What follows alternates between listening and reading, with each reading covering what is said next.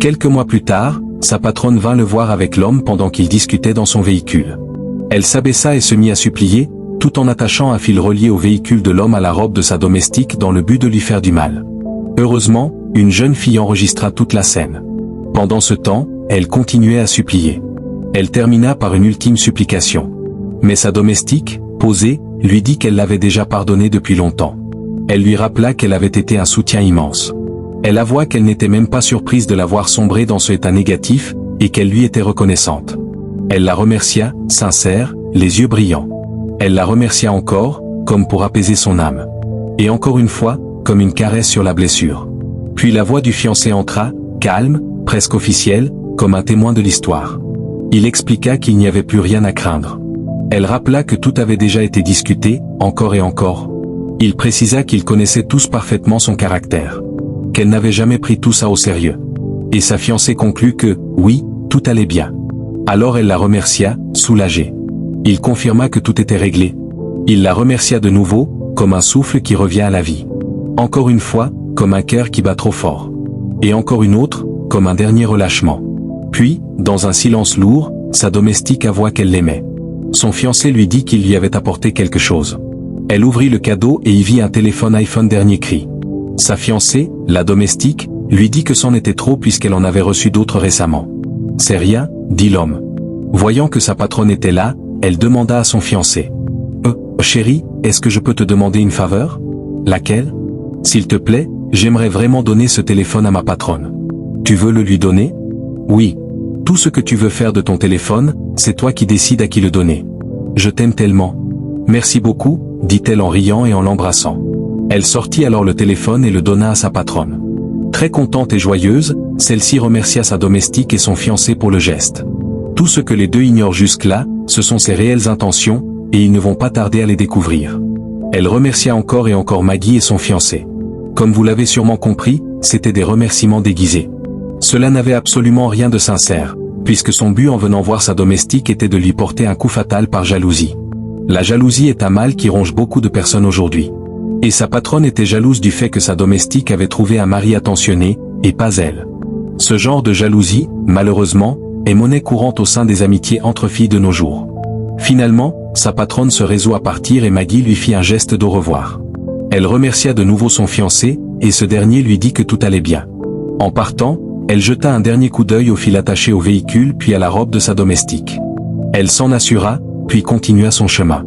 Pendant ce temps, l'homme et la domestique, Maggie, continuaient de parler. « Mon amour, dit l'homme, tu as vraiment un cœur en or, comme on dit. Et c'est une chose que j'aime énormément chez toi. Regarde comment tu l'as traitée après tout ce qu'elle t'a fait. » Pendant ce temps, la patronne courut pour se cacher derrière une voiture pour les observer jusqu'à la fin. « Ce n'est pas grave, ça va. Et j'ai oublié de te dire, tu t'es beaucoup amélioré, surtout en anglais. Tu as vraiment progressé. Regarde ta vie maintenant, tout le monde t'appelle. C'est ce que j'aime chez vous deux. C'est une preuve que tu peux parler anglais sans pidgin pendant longtemps. C'est vraiment remarquable, j'adore. » Elle souriait à ses paroles. Il lui répéta qu'il appréciait beaucoup ses améliorations et s'en réjouissait énormément. Puis, après une bise sur le bras, il lui dit « Aujourd'hui, c'était bien. J'ai l'impression que je ne devrais pas partir, mais je dois y aller. Prépare-toi encore plus pour ton prochain examen. Je ne veux pas que tu échoues, d'accord ? Je te verrai demain. J'espère que le propriétaire ne te met pas trop la pression. Je dois y aller maintenant. Je t'aime encore plus. Rentre à la maison. » L'homme l'invita alors à s'approcher pour qu'il l'embrasse une dernière fois avant de s'en aller. « Pourquoi tu me parles comme ça ? Pourquoi es-tu encore fatigué ? Après tout ce temps, tu es toujours fatigué ? » dit-il en souriant, elle aussi. Ils finirent de s'embrasser et la fille décida de partir. « D'accord, prends bien soin de toi. Je te verrai quand je te verrai. » Puis, son fiancé lui demanda de fermer la portière du véhicule comme s'il était un chef. Elle le fit tout en souriant. « D'accord, c'est tout. Passe un bon moment. Je t'aime. » La femme lui répondit pendant qu'il démarrait et s'en allait. Ne sachant pas qu'un triste sort l'attendait, elle lui fit un dernier geste d'au revoir. À peine eut-elle le temps de finir que le véhicule, en démarrant, la tira, puisqu'elle était attachée par un fil mis par sa patronne. Cette dernière, la voyant traîner à même le sol, se réjouit d'avoir réussi son plan diabolique. Quelle méchanceté, quelle cruauté. Le fiancé ne savait pas que sa fiancée était en train d'être traînée, attachée à un fil à l'arrière de sa voiture. Il roula donc comme si de rien n'était, pendant que la fiancée était traînée durant toute la distance qu'il parcourut pour arriver chez lui. Finalement, il arriva chez lui, descendit de sa voiture, hélas. Il découvrit l'horreur subie par sa fiancée. Il s'approcha d'elle d'un pas rapide et essaya de la relever, mais elle ne réagit pas à ses appels. Il tenta tant bien que mal de la relever alors qu'elle était, semble-t-il, sans vie. Incapable de faire quoi que ce soit, l'homme poussa un grand et profond cri de détresse mélangé de colère. Plus tard, la fille qui avait enregistré la scène se présenta chez la patronne de la domestique avec des policiers. Elle sortit après les cognements à la porte et demanda la raison de leur présence. « C'est elle », dit la fille au policier. « Êtes-vous mademoiselle Jennifer ?»